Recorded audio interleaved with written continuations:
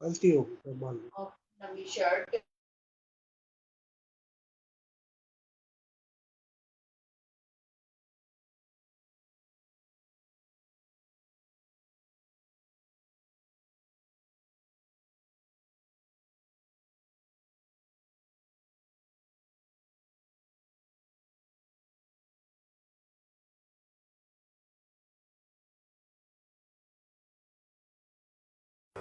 नमामि धन्वन्तरिमादिदेवं सुरासुरैर्वन्दितपादपद्मं लोके जरामृत्युनाशं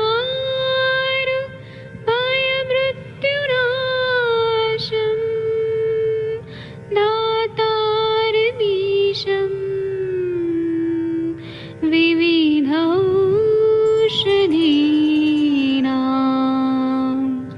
शङ्खं चक्रं जलौकां दधतं मृतघटं चारुतोर्भिश्चतुर्भिः सूक्ष्मस्वच्छादिरुद्यं शुकपरिविलसन् मौलिमं भोजनेत्रम् कालाम्बोदोज्ज्वलाङ्गं कटितटविलसत् चारुपीताम्बराढ्यं वन्दे धन्वन्तरिं निखिलगदमिव प्रौढदावाग्निनीलम्।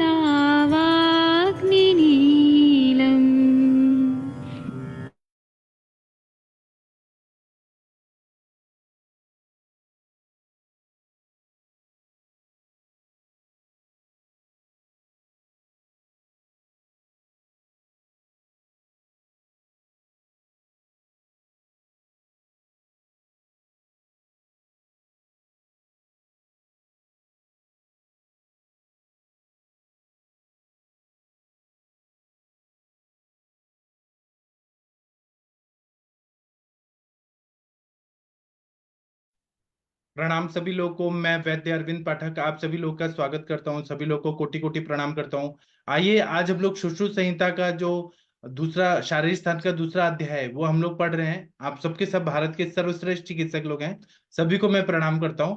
और आज हम लोग जो आर्तव की शुद्धि उसके आगे हम लोग पढ़ेंगे, क्योंकि कल हमने बहुत अच्छा इंपॉर्टेंट टॉपिक पढ़ा था जो सभी को काम आने वाला है। जो लोग भी ये 7 बजे का लेक्चर सुनते हैं उनको कुछ ना कुछ जरूर सीखने को मिलता है। अभी 20 नंबर का जो श्लोक है इसको पढ़ना है, तो कंचन मैडम आप पढ़ना चाहेंगी? जी सर। जी मैम, आपको दिख रहा है स्क्रीन पे? जी सर। तदेवाति प्रसंगे तदेवाति प्रसंगेन प्रवृत्तिम अनृतावपि असुदरम विजानीयादतो अन्यद्रक्त लक्षणात्। असुदर का लक्षण वही आर्तव अति मैथुन के कारण ऋतुकाल से भिन्न समय में होने वाला और उक्त आर्तव से भिन्न लक्षण वाला होने से असुदर या रक्त प्रदर कहा जाता है। विमर्श अतो अन्यद्रक्त लक्षणात् इस जगह उक्त लक्षण लक्षितम ऐसा पाठ है। इसका अर्थ शका शुक प्रतिमम इस प्रकार का लक्षण चाहिए, न कि रक्तपित्त के गुण वाला। प्रायः रक्तपित्त और असुदर दोनों विकार एक दूसरे से भ्रम उत्पन्न करने वाले होते हैं। अति प्रसंगेन इसका अर्थ बहुत समय तक अत्यधिक मात्रा में ऐसा भी होता है। कम मात्रा में होने वाला आर्तव यदि ऋतु भिन्न काल से आवे तो भी उसे अशुभ दर का समझना चाहिए, न कि रक्तपित्त। रक्तपित्त और अशुभ दर का भेद। अशुभ दर और रक्तपित्त। अशुभ दर नियमित क्रम से आने वाला और रक्तपित्त अनियमित क्रम से आने वाला। अशुभ दर योनि मार्ग से ही होता है, रक्तपित्त गुदा मार्ग और मूत्र मार्ग से भी आता है। अशुभ दर गंध रहित है, रक्तपित्त दुर्गंध युक्त है। अशुभ दर इंद्रगोपक शशांक है तो रक्तपित्त नीला पीला हरे वर्ण का होता है। अशुभ दर कम दिन रहने वाला होता है तो रक्तपित्त बहुत दिन रहने वाला होता है। अशुभ दर अधिक पतला भी नहीं होता, अधिक पतला भी नहीं और ज्यादा गाढ़ा भी नहीं होता है, और रक्तपित्त गाढ़ा न होने वाला होता है। अशुभ दर पिप्पलिका और मक्षिकाओं का प्रिय होता है और रक्तपित्त पिप्पलिका और मक्षिकाओं का अप्रिय होता है। अशुभ दरो भवेत् सर्वाः अशुभ दरो भवेत् सर्वाः स अंगमर्दाः स वेदनाः तस्यात् अतिवृत्तो दौर्बल्यं भ्रमो मूर्छा तमस्पृतः स्पृशा दाहः प्रलापः पांडुत्वं तंद्रा रोगाश्च वातजः। अशुभ दर का लक्षण, संपूर्ण रक्त प्रदर में अंग में पीड़ा और वेदना होती है। उसी के अधिक बढ़ने पर दुर्बलता, भ्रम, मूर्छा, फिट्स, आंखों के सामने अंधेरा आना, तम, तृषा मीन्स प्यास, वदन में उष्णता का अनुभव, प्रलाप, पांडुता, एनीमिया मतलब तंद्रा और घात के दूसरे विकार मतलब वातज रोग उत्पन्न होते हैं। विमर्श, यहाँ पर रक्त प्रदर के और अतिवृद्ध रक्त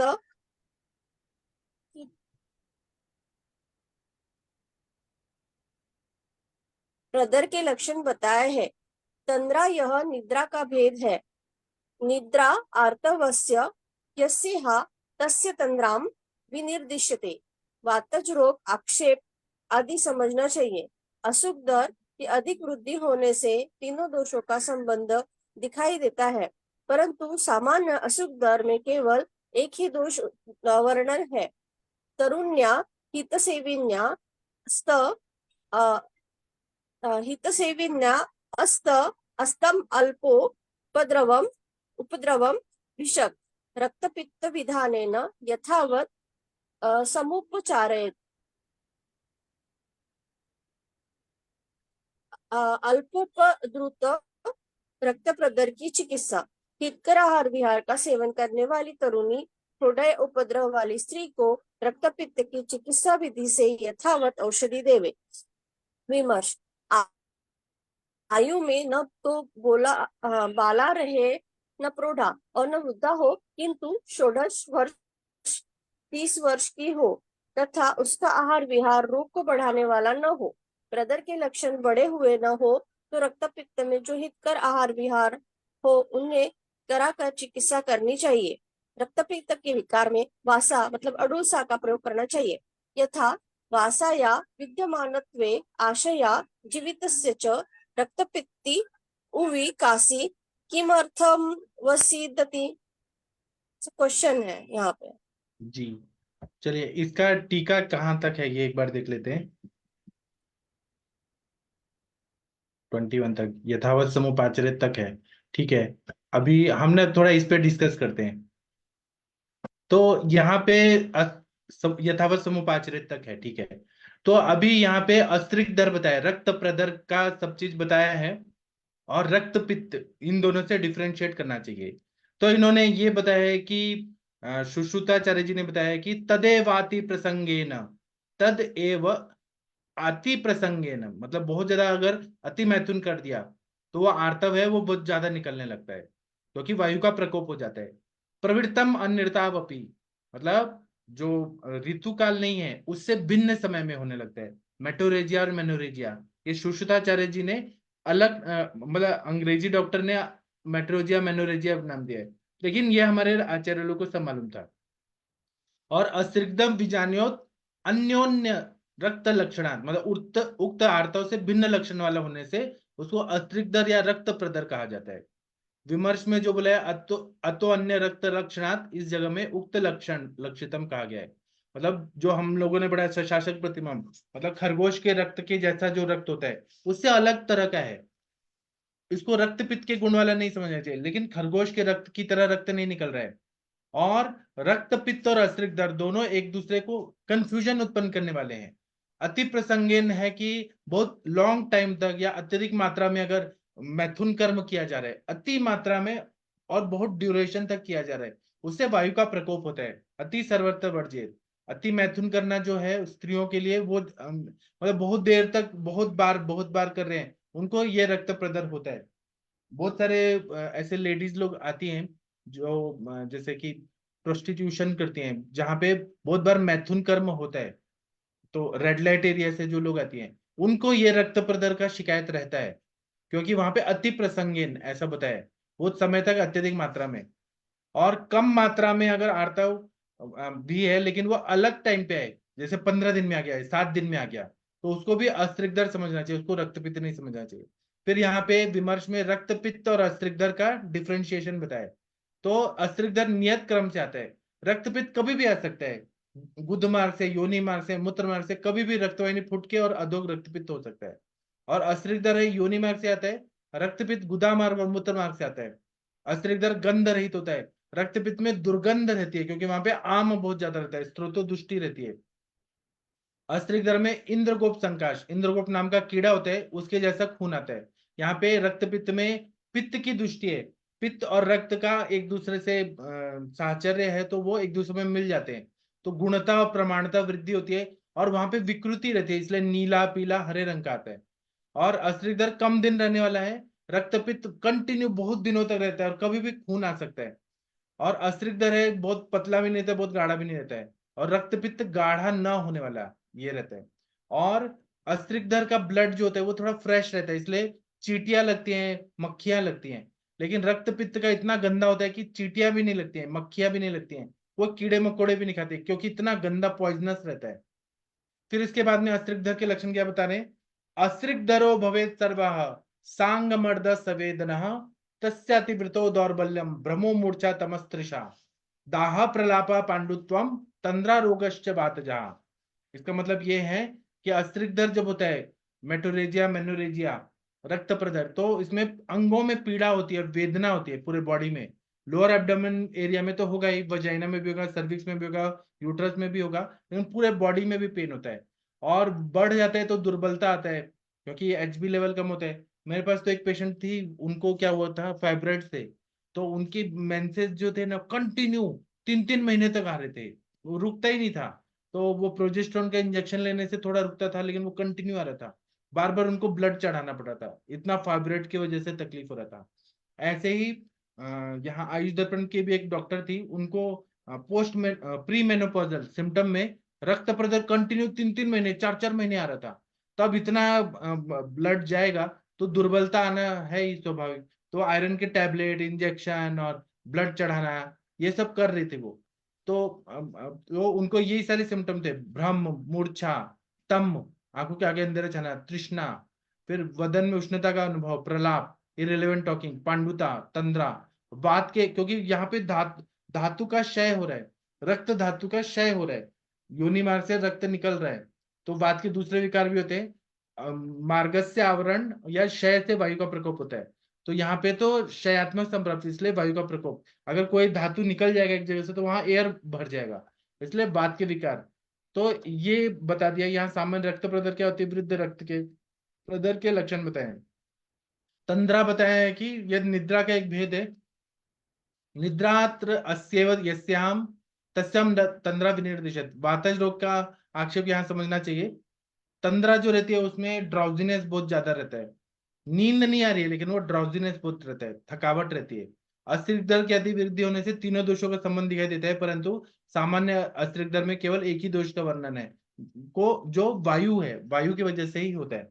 इसीलिए हम लोग चंदन मला लाक्षादी तेल का मात्रा बस्ती देते हैं, तो वो बस्ती चिकित्सा जो है वो वायु का शमन कर देती है और पित्त और रक्त को भी बैलेंस करते हैं, इसलिए चंदन मला लाक्षादी तेल का मात्रा बस्ती बहुत अच्छा काम करता है।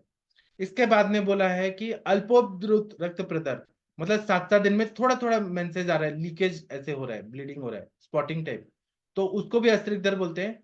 तरुण्याहित सेविन्यास, तरुण्याहित सेविन्यात सेविन्या तत्तम तत् अल्पोपद्रवम विषद रक्तपित्त विधान यथा समुपाचरित। मतलब हितकर आहार विहार करने वाली तरुणी, थोड़े उपद्रव वाली स्त्री को रक्तपित्त की चिकित्सा विधि से यथावत औषधि देना चाहिए।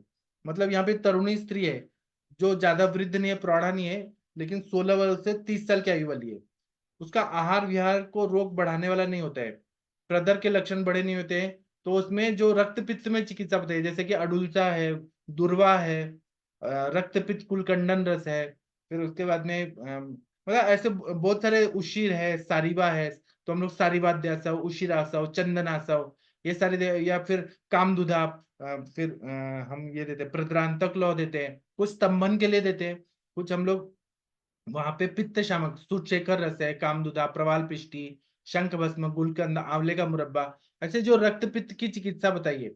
मधुर तिक्त कषाय रसात्मक और आम पाचन, ऐसा द्रव्य जो साम पित्त का पचन करे, ऐसे चिकित्सा करते हैं। और रक्त पित्त में वासा जो है उसका प्रयोग करना चाहिए। वासा के बारे में क्या बता रहे हैं, वासा या विद्यमानत्वे आशा या जीवित, वासा जो है वह एक आशा देती है जीवित इंसान को। रक्त पित्ती क्षय का से, जिनको रक्त पित्त हुआ है, जो जिनको क्षय रोग हुआ है, कास हुआ है, किमर्थम अविसीदति, तो अगर हमने वासा दे दिया तो वो अवसाद में क्यों जाएंगे, वो शौक में क्यों जाएंगे। वो वासा दे दिया तो वो भिषक माता है, मतलब सारे वैद्यों की माता है, सारे मेडिसिन की माता है, तो इसलिए हमें कोई टेंशन नहीं लेना चाहिए, वासा दे दिया तो वो सबको कवर कर देता है, ऐसा बताया। इसकी टीका पढ़ना है, कौन पढ़ना चाहेगा, जिसको संस्कृत पढ़ने का मन कर रहा है वो पढ़ सकता है, शर्माइए मत, प्लीज पढ़िए। कौन पढ़ना चाहता है, आरती मैडम, कंचन मैडम, वीना मैडम, पढ़ो सर। हाँ पढ़िए। तस्य वा अति प्रवृत्तस्य अश्रुग्धरत्व तत्र च दोषदुष्टिलक्षमाः तदैव अति प्रसंगेन इत्यादि। तदेव आर्तवम् एव न तु रक्तपित्तम्। ऋत्वाव अति प्रसंगेन इति अति प्राचुर्येण दीर्घकालानुबन्धने वा प्रवृत्तं प्रस्तुतं न परम अमृतं न परमृता वे त्याह अनुत्रो अन्यस्मिन् अपि दीर्घकालम् अपि प्रवृत्तम् असुखदरं विजानीयात् किं स्वरूपं तदित्याह अत इत्यादि। अतः तस्मात् शशासृक प्रतिमम् इत्यादि वाक्य प्रतिपादि ताद रक्त लक्षणाद अन्यदृक लक्षणम फेनिल शीघ्रम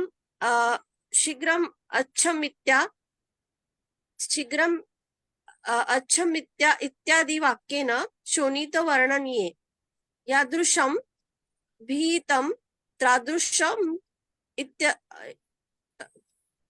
तादृशम् इत्यर्थः। दोषानुबन्धनकृत लक्षणम् इति देशेन निर्दिश्य स्वभाव व्याधिकृतं सामान्यं लक्षणं माह।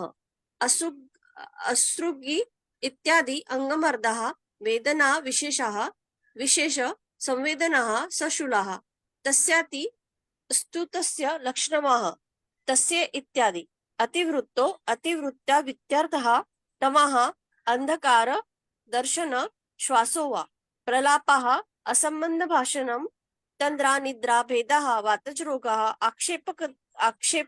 आक्षेपकदयाः यस्या यद्रूपं यादृशेन प्रकारेण उपचरणीयं तदाह तरुण्य इत्यादि। तरुण्याः षोडश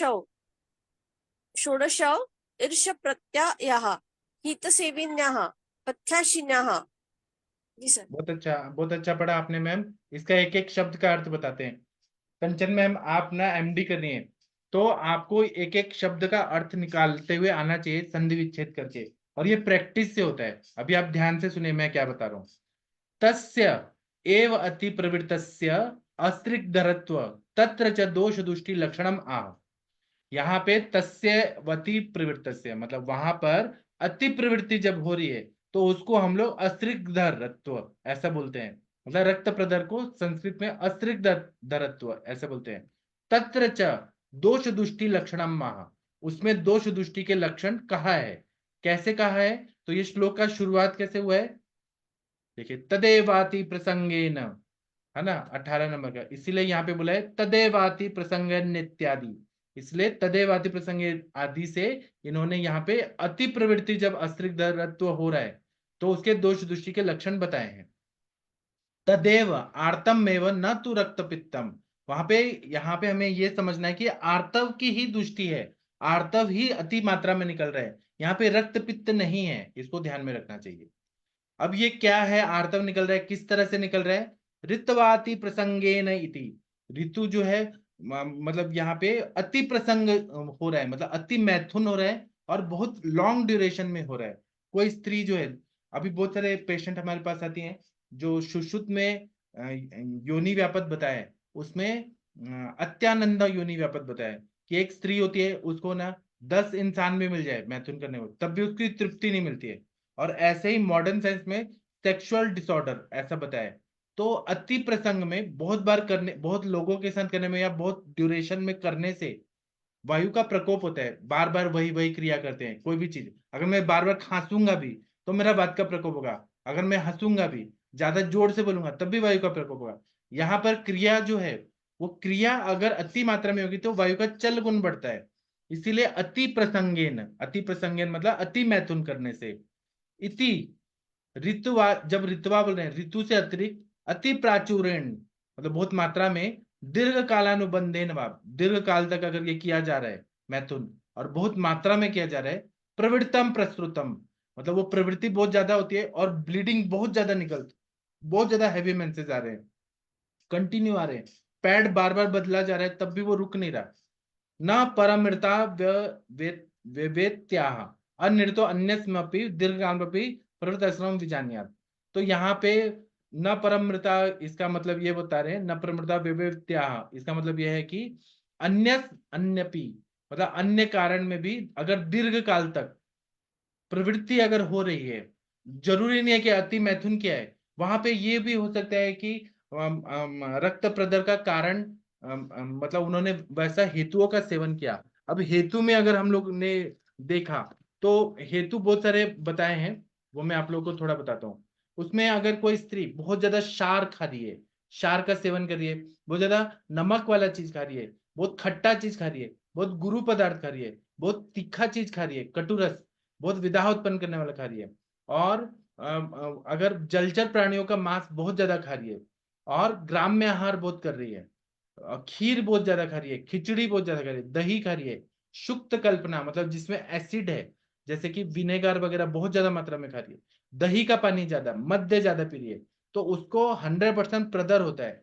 ये कहाँ बताया, तो चरक चिकित्सा स्थान 30वां जो योनि व्यापत की चिकित्सा है उसमें 205 206 नंबर का श्लोक में बोला है कि यात्यार्थम सेवते नारी लवणाम्ल गुरुणी च कटुन्यत्य विदाहिनी स्निग्धानि पिशितानि च ग्राम्योदकानि मेद्यानि कृष्णम पायसम दधी शुक्तमस्तु सुरादिनी भजन्त्य कुपितो नीला। ये वायु को प्रकुपित करते हैं, दोषों को भी प्रकुपित करते हैं।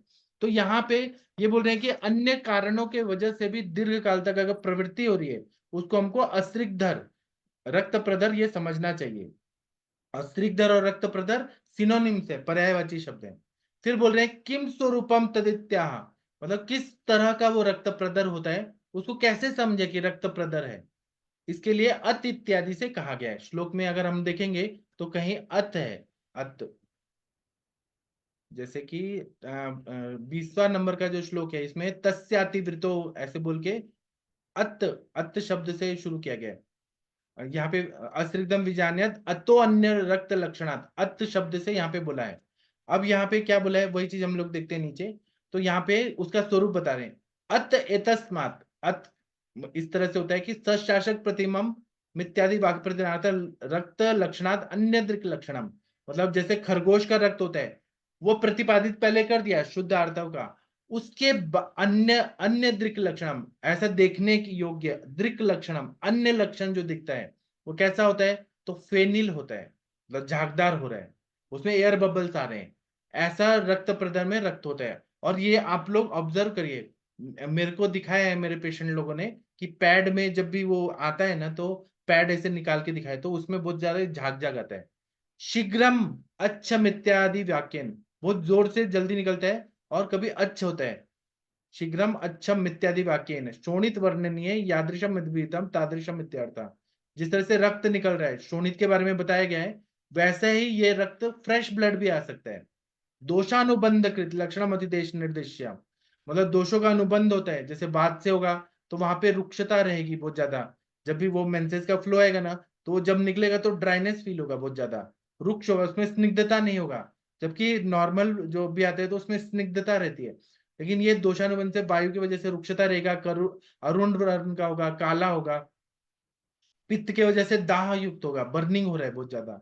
वहां पे छाले भी पड़ रहे हैं, जैसे मुंह में छाले पड़ते हैं वैसे छाले भी पड़ते हैं। योनि जैसे कि हम लोग जैसे ओरल अल्सर वगैरह बोलते हैं, वैसे योनि में छाले पड़ते हैं। और कफज में बहुत ज्यादा व्हाइट या क्लॉट्स निकलता है, बाष्कलेशवम ग्रंथिभूतम ऐसे बोला है। तो ऐसा होता है। तो लक्षणम अतिदेश निर्देश्य, इसका अतिदेश से निर्देश करके स्वभाव व्याधिकृतम सामान्यम लक्षण अस्त्र इत्यादि, स्वभाव से व्याधि के बारे में बता के सामान्य लक्षण का है अस्त्र इत्यादि से। इसके बाद में सामान्य लक्षण में क्या बता रहे हैं, पूरे होल बॉडी में क्या होता है, अंग मर्द, मतलब बॉडी एक हो रहा है, पूरे बॉडी को मर्दन कर दिया है। वेदना विशेषा सवेदना सशूला, वेदना हो रही है, पेन हो रहा है बहुत ज्यादा। जब भी अस्त्रिक दर होता है पेशेंट लोग बताते हैं कि हमारे पूरे बॉडी में बॉडी एक होता है, तो वो लोग कॉम्बीफ्लेम लेते हैं, मेफ्स्टाल लेते हैं और क्या क्या लेते हैं दवाइयां। तथा तस्यातिश्रुतस्य लक्षणम, अति श्रुत हो रहा है तो लक्षण क्या क्या होते हैं, तस्य इत्यादि से बताए। अतिवृत्तो अति प्रवृत्ति, वो बहुत ज्यादा निकल रहा है, उसी को अति प्रवृत्ति बोल रहे हैं। तो और क्या लक्षण होते हैं, तमह, आंख के आगे अंधेरा छा रहा है। अंधकार दर्शनम, अंधकार अदर्शनम, वहां पे अंधकार हो रहा है, कुछ दिखाई नहीं देता है। श्वास लगता है, क्योंकि एचबी कम होगा तो अपने आप सांस फूलने लगेगा। प्रलापा मतलब इरेलेवेंट टॉकिंग, असंबंध भाषणम। न तंद्रा निद्रा भेदम, तंद्रा है वो निद्रा का एक टाइप होता है। वातजा रोगा आक्षेपे का देहा, वातज रोग जिसमें झटके आते हैं। अगर रक्त बहुत ज्यादा निकल रहा है तो वायु का प्रकोप होता है और पेशेंट को झटके आने लगते हैं, आक्षेप होने लगता है। यस्या यद्रूपम यादृशेन प्रकारेणोपचारणीयम तद्दाह तरुण्या इत्यादि, यहाँ पे इस जैसे ही और लक्षण बता रहे हैं तो तरुण्या इत्यादि से बता रहे हैं। तरुण्या का मतलब क्या है कि जो यौवनावस्था में स्त्री गई है, जिसका 16 वर्ष प्राप्त है, 16 साल प्राप्त हो गया है, उसके आगे की एज 16 से 30 के बीच में। हित सेवन्या पथ्याशिन्या, वो हितकारी सेवन भी कर रही है, पथ्यकर भी कर रही है, तब भी उनको अस्त्रिक दर हो रहा है। उन लोगों को जब ये होता है तो उसको हमें ये समझना चाहिए कि वो अस्त्रिक दर है उस अवस्था में। अभी थोड़े उपद्रव वाली है, हितकर आहार विहार करती है, लेकिन उनको रक्त पित्त जैसी संप्राप्ति है। पूरा 100% तो कोई ऐसा नहीं है कि कोई मिथ्या आहार विहार नहीं करेगा, लेकिन वो दूसरे की अपेक्षा कम कर रही है, लेकिन कर रही है, इसलिए ये प्रॉब्लम हो जाती है। अभी आप लोगों को कुछ डिस्कस करना है तो कर सकते हैं। आप लोगों के पास ऐसे पेशेंट आए मैम, कंचन मैम? सर मैं ना एक मेरे पास आते हैं सर ऐसे पेशेंट। अभी मेरे पास ना एक वृद्ध का पेशेंट है, किसी को देखना है क्या सर? हाँ दिखाइए दिखाइए। 1 मिनट। चलिए कंचन मैम का क्लिनिक देखते हैं, विद्ध कर्म।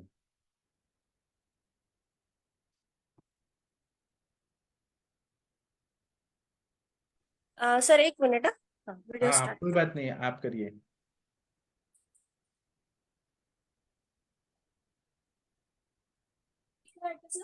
अच्छा ये तो आपकी बेटी है ना? मिनट वही ले रही है सर। इनका नाम तो आस्था है, डॉक्टर आस्था। अच्छा ये फोटो निकाल। गाउट का पेशेंट है और ये अभी 2 महीने से 3 महिने शुक्रवार वगैरे असं खाली व्यवस्थित दाखव।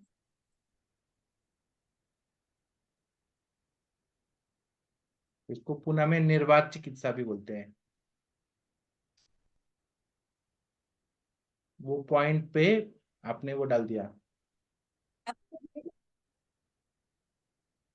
वहां से रक्त निकलना शुरू हो रहा है।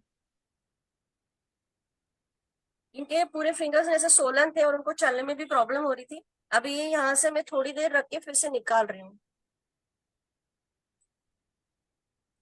और ये रक्त को हमें बहने देना है। जी अभी इनके पैर के में नहीं दिख रहा है। क्लियर किसको नहीं दिख रहा है? है? अच्छा सॉरी, मैं स्पॉटलाइट करना भूल गया। हाँ अब दिख रहा है, अब सबको दिख दिखेगा। रहा है सर, बहुत बढ़िया दिख रहा है। ये हमारी कंचन हाँ, मैडम है, आयुष हाँ, दर्पण। ये फिंगर तो ये ये जो तो गैप है ना, छोड़ दो। ये स्टार। फिंगर टोज है ना, इसमें गैप बिल्कुल भी दिखती नहीं थी। अभी मैं इनको ये तीसरा या चौथा सेटिंग है इनका, ये फिंगर का, तो मैं इसमें मैम अनुचित्र तो नहीं करूंगी। दिख रहा। दिख रहा है, दिख रहा है। आरती मैडम को नहीं दिख रहा है। हाँ। नेटवर्क इशू हो सकता है किसी किसी का। अभी आप मैम वो उस पैर के नीचे कुछ पेपर वगैरह रखिए ना, नहीं तो वो ब्लड नहीं नीचे। होगा, नहीं होगा सर, मुझे आदत है। आप हाँ। नीचे रखिए। हमें कॉटन रखना पड़ेगा, कॉटन। ये सब मैडम, डॉक्टर मैडम अपने ग्रुप की स्टार है। हाँ, उनका नाम ही है कंचन मैडम। क्षिप्र वर्म कर रही, ये अनुक्षिप्र कर रही हूँ। ये काफी पेनफुल होता है, तो पेशेंट बेयर कर लेता है आराम से। पंचर कर रहे हैं। हाँ, पंचर किया वहां मैंने। से इससे ज्यादा ब्लीडिंग नहीं होता है, बहुत ज्यादा एक आधी पेशेंट में होता है।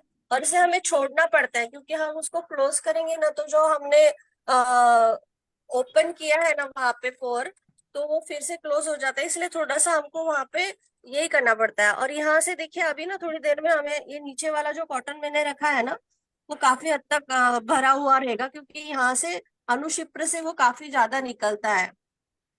अब पैर के जो ऊपर दाढ़ी दिख रही है, नीली नीली, जो अभी मैं हाथ का भी नीले अनुक्षिप्र कलर। हाँ जी।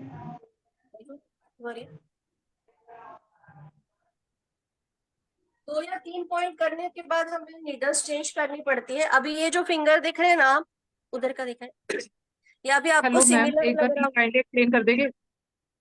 क्या? वो चाहती हैं कि अभी आप आप एक बार एक बार एक्सप्लेन। दोबारा एक्सप्लेन कर दीजिए प्लीज। मैं बीच पूरा में एक्सप्लेन डिस्कनेक्ट हो गए करूंगी। थे। हाँ, मैं पूरा एक्सप्लेन करूंगी फिर से आपको, बस आप पहले देख लीजिए। ये फिंगर जो था ना, ये अभी एक्चुअली इनको मोड़ना भी पॉसिबल नहीं था इतना भी। तो ये इसमें हम बोल सकते हैं इनको 20-30% फायदा हुआ है।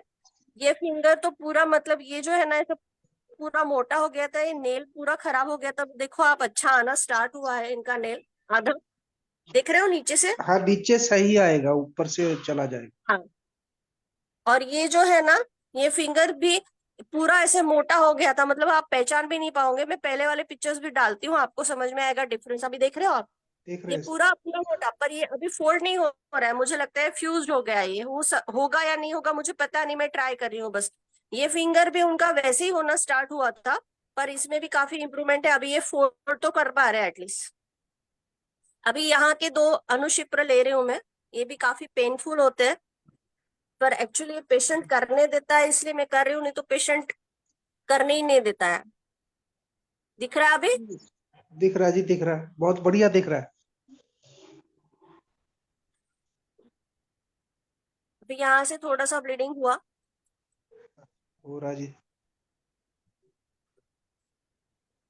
अभी इनका ना, नहीं कुछ नहीं होगा। ये थोड़ा सा ना उसको तुरंत दबाएंगे ना, तो क्लोज हो जाता है।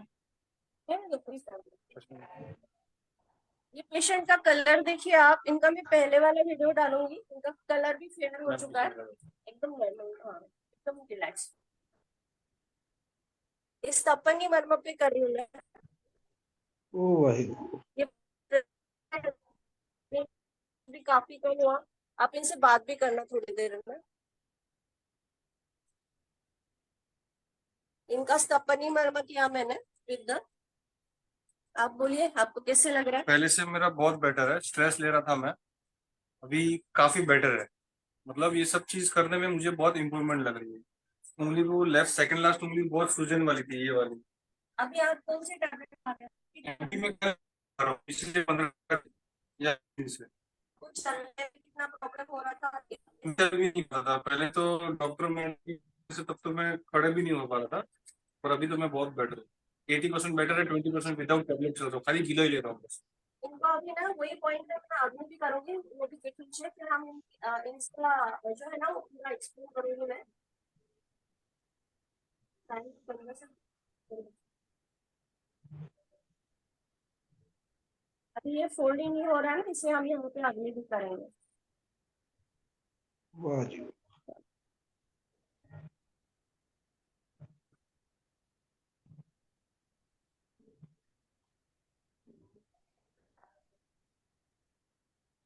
पेशेंट मेरे घर पे ही आते हैं हमेशा। अभी ये जो जब बोलेंगे मुझे झटका लगा तभी मैं ये उसको उठाऊंगी। ये गोल्ड की शलाका है, दिख रहा है ना? दिख रहा है मैडम, बहुत बढ़िया दिख रहा है।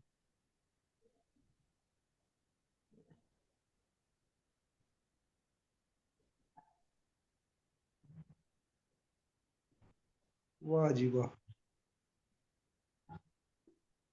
ये पूरा हमारे सुश्रुत संहिता में लिखा है। एक्चुअली हमारा हमको अभी सर सिखा रहे हैं ना सुश्रुत संहिता, तो जो हाँ हम जी। बहुत सारी चीजें मिस करते हैं वो सुश्रुत संहिता में काफी अच्छे से मिलती है हमें। ये पूरा चैप्टर आप हम अभी पढ़ेंगे ना तो सर भी पढ़ाएंगे हमको। एक्चुअली तीनों संहिताएं सच में जो बृहत्तरी की है वो बहुत ही अच्छी है, हमें सबने पढ़नी चाहिए। एक्चुअली हम अभी सीख रहे हैं इसलिए पढ़ रहे हैं, तो अभी पता चल रहा है कि कैसे एक्चुअली सर बहुत ही अच्छे से पढ़ा रहे हैं कि शब्द का मीनिंग निकाल के पढ़ो। हो गया? इनको चटका लग गया इसलिए मैं इसको रिमूव कर रही हूँ। अभी दूसरी जगह पे मैं इसको लेके जा रही हूँ, तो थोड़ा ठंडा भी करना पड़ता है, नहीं तो पेशेंट को तुरंत झटका लगता है। अगर मैं इसे सुपरफिशियली लगाऊं ना तो तुरंत झटका लगेगा और पेशेंट बोलेगा निकाल दो। इसको थोड़ा सा प्रेस करना पड़ता है ताकि वो मांस तक उसका इफेक्ट दिखे। त्वचा तक दिखेगा तो दग्ध हो जाता है, अति दग्ध भी नहीं होना चाहिए, वो भी केयर लेनी है। बहुत सारे डायबिटिक पेशेंट होता है ना कि नहीं है, तो हमें ना काउंटिंग करनी पड़ती है। अभी ये मुझे आदत होगी इसलिए मैं आपसे बात करते करते कर रही हूँ, नहीं तो ये पेशेंट बोलेगा नहीं मेरा ध्यान नहीं रहेगा, अति दग्ध हो जाएगा यहाँ पे। लग गया? और हमेशा याद रखना है कि ये जो हम कैंडल पकड़ रहे हैं उसका होल्डिंग हमारा हाथ, मतलब जैसे बोला गया है ना कि हस्त में जो कंपन है वो भी नहीं होना चाहिए, तो वो भी वैद्य का गुण हमारे इसमें चाहिए ये करते समय।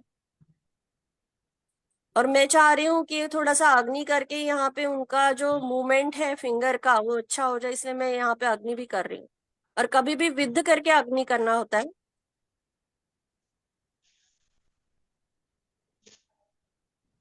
पूरा अंतर तैयार होके करने वाला काम है। हाँ, मतलब हाथ बिल्कुल भी शेक नहीं होना चाहिए। ये इवन कैंडल का चटका भी उनको नहीं लगना चाहिए, नहीं तो हमको भी चटका लगता है। इसका जो ये मोम होता है वो भी हमारे हाथ पे गिर सकता है।